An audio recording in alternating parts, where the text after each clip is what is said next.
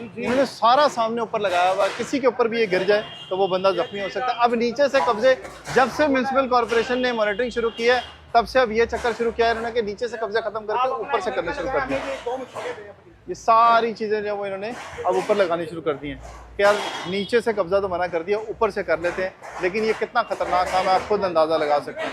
और इतना वज़नी होता है ये कि जितना इसका वज़न होता है ये सरिये बर्दाश्त नहीं करते। छोटे छोटे जो रॉड्स होते हैं तो किसी भी वक्त मशीन ये नीचे गिर सकती है।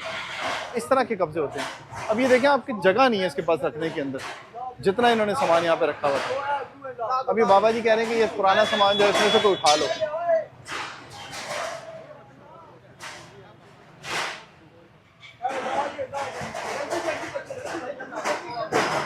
जल्दी जल्दी मशीन लाओ, बहुत खतरनाक चीज है।